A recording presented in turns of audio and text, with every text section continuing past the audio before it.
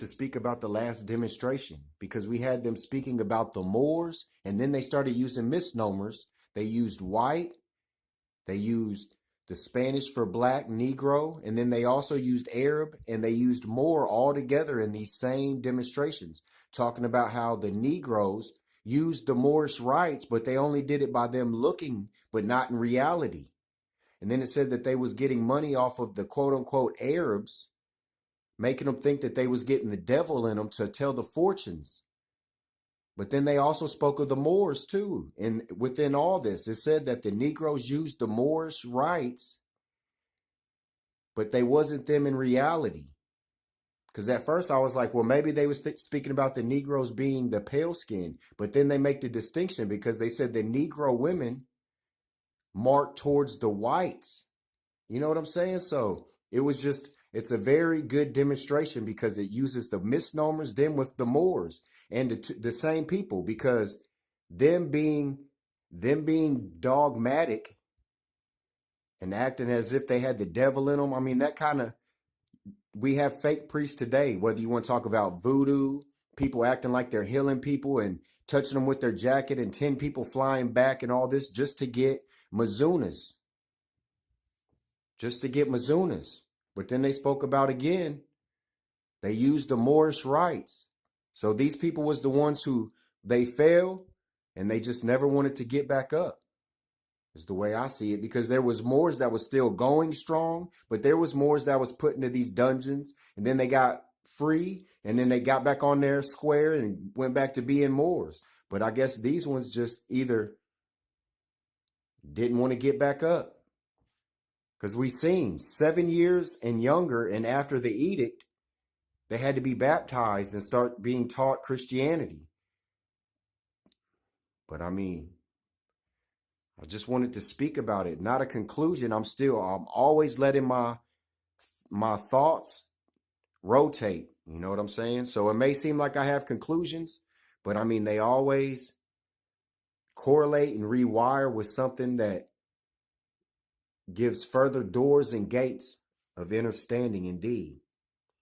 So yeah, the misnomers, and then the Moors. They was using the Moors' rights. What else I want to go over?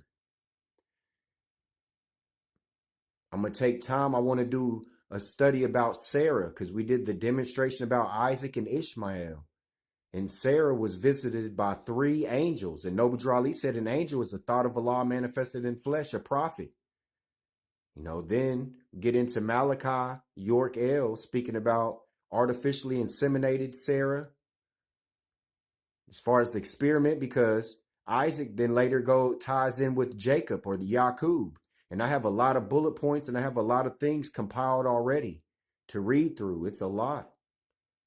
But then I get into all these other demonstrations.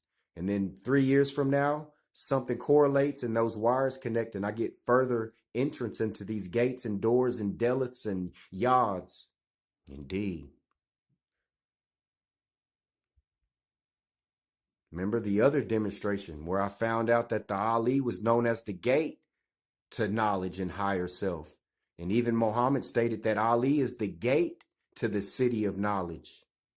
You can't even get to knowledge without going through Ali, the Djelep, the 7, which the Yod is known as the seed of word.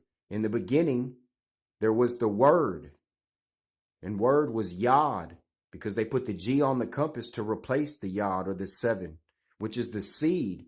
When you look at the Moorish Jews, that image, look at them letters up on their banner of the Moorish Jews. It's got all the Yods and 7s. You look at anything, it has that 7, because that's the seed. They can't start their sentences or whatever you want to call it without that seed, without that Ali, that Yod, the gate to higher self. The Deleth. Born a Del. I was born a Deleth. In real life, my nomen or my appellation was Deleth. I was born a Deleth. In the Libra, September. Indeed. Of what he did, what he can do. Prophecy manifested, and you can't say it ain't true. Indeed. I acquired some cherries today. We spoke about the Celtic troglodytes, and they found the cherry pits.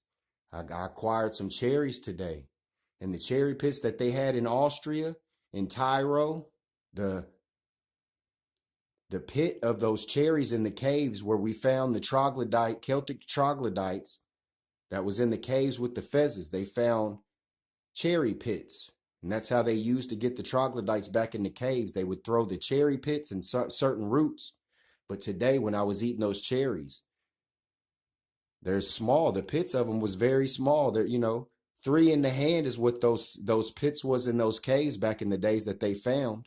That George Ramsar found, the fez and all that. I had all that.